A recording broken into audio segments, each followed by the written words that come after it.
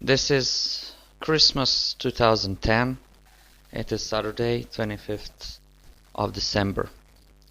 And I find this a pretty appropriate date to start a series of short talks in which I will try to explain my understanding of Gnosis, my understanding of Gnosticism, and my understanding of the work that we do in this area. And the reason why I decided to record all of this is because I find it sort of more natural and less time consuming actually to turn on the mic and then speak to you rather than typing things.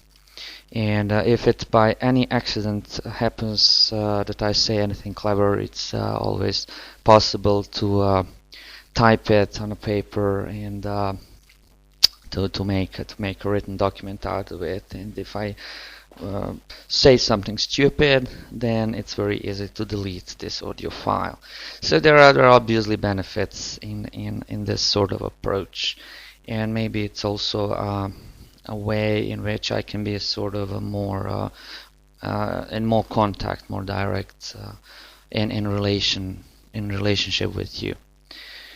So what I would like to talk about in this first little talk is about my understanding of Gnosis and how it applies to the work of my small Gnostic sanctuary in Belgrade. So, what is actually Gnosis, or how we would define what Gnosis is? I guess there are as many interpretations and as many understandings of Gnosis as there are people who strive toward Gnosis, because it really depends on our individual understanding of what is our own ultimate nature, what is the ultimate nature of us as individuals, as individual existences, and understanding what is the ultimate nature of life, and what is the ultimate meaning of life, if there is a meaning of life. And that is where all this energy, all these happenings, or all this that we call life, where is it going, if it's going anywhere?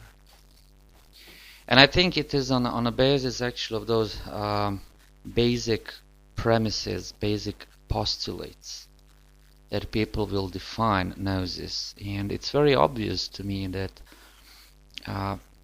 many Gnostic bishops,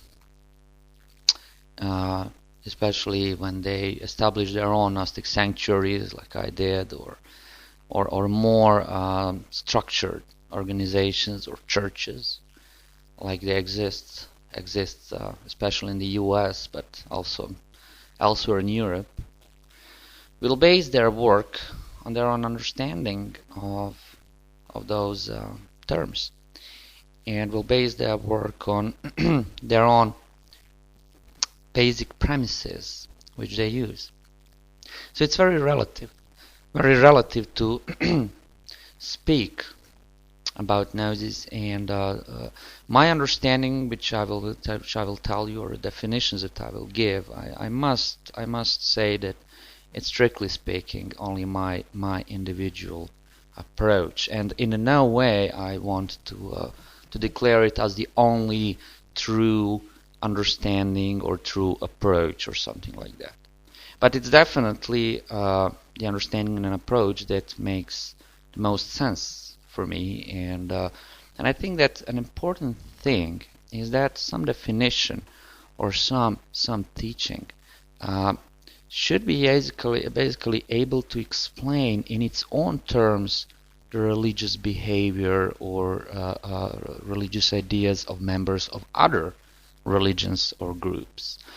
If by your own definitions, if by your own basic understanding, you're not able to explain others or to understand others better, I would guess that there is some flaw in your basic premises. But if your religious philosophy can help you understand and explain in its own terms the other religious groups and the religious behavior of other religions, I think then it can be quite satisfactory, because it is not it's not only something that gives you a sort of spiritual nourishment. It also helps you to understand others better and relate with others in a better, more meaningful way, which actually adds to a satisfaction and meaning of life.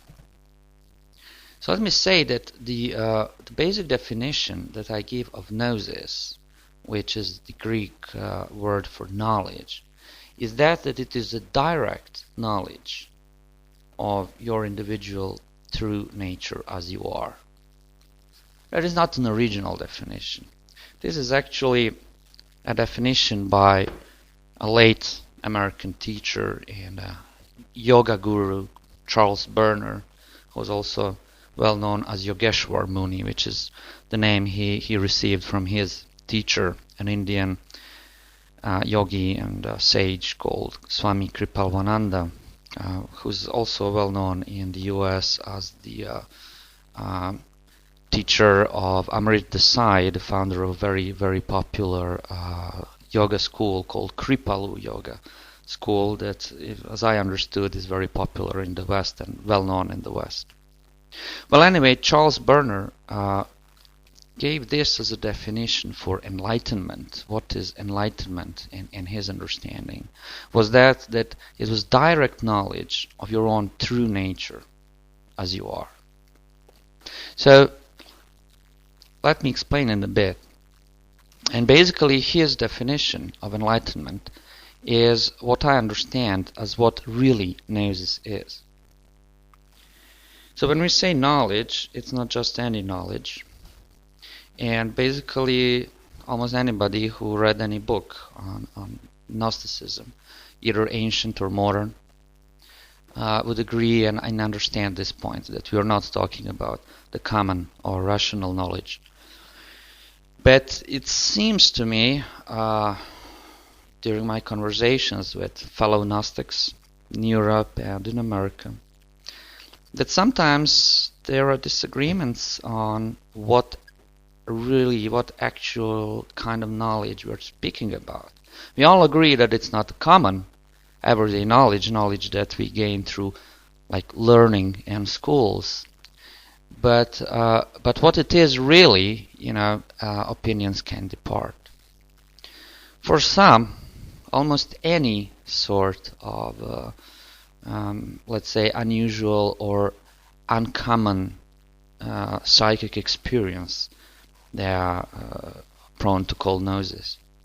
To others, any sort of intuitive knowledge they tend to call Gnosis. Some would have some inner psychic experiences, like visiting other planets or meeting beings, non-physical beings from some other dimensions, and having some mediumistic messages received, or others would just have some elated emotional experiences in relation to their meditations or sacramental ritual practices. And all those people would at some point tend to call those experiences Gnostic experiences or experiences of the Gnosis. Well, the definition that I'm forwarding here is radical in that way that according to it, all those experiences may be valuable and may be worthwhile for psychic or even common lives of those individuals. But according to what I'm delivering here, it is not true Gnosis. So what does it mean, direct knowledge? Direct simply means without any wire. So it is not through seeing or through feeling or through intuition or through observing or through any indirect way of perceiving anything, in a sense that there is you, there is what you are knowing, and a process of knowing it. There is nothing like that. That process of knowing does not exist in direct knowing. Direct knowing is without a wire. It's without a process. Now, the only obvious thing that you can know directly without a wire is you. As eye cannot see itself, so all of us can only directly know ourselves. We cannot see ourselves. Any attempt to have a knowledge of our true nature through any process is doomed to fail, because it's really impossible. Our minds may tell us that it is possible. Our minds may, want us to try to do it that way. And many failures and many hardships that people experience in their meditation practices, especially if their ultimate goal of that meditation is to get to know their own true nature. It is actually this unconscious, subconscious attempt to preserve the position of the knower, of the I knowing me, that actually brings about the failure of such attempts. So obviously, in order to know directly who we are or what we are, to know directly our own true nature, it is necessary to a certain degree, first of all, to give up on that ego tendency of me or I trying to know something which is me, but in a way to open up to the reality, to the truth of our own true nature, and experience it directly or know it directly.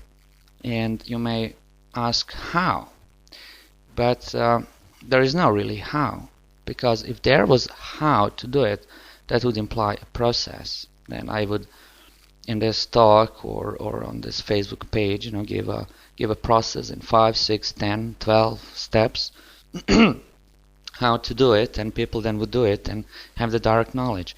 But there is no process. There is that abyss, as it is called, for instance, in Kabbalah, that abyss that divides the supreme triad of the tree of life from the other Sephiroth. And that abyss, there is no path. There is no path connecting Sephiroth 4 and Sephiroth 3. And that absence of path, that abyss, is something that can be overcome only through leap of faith. And that leap into unknown, that openness to the truth of our own nature, is something which is necessary, alongside with our intention to have the knowledge or experience of our own true nature.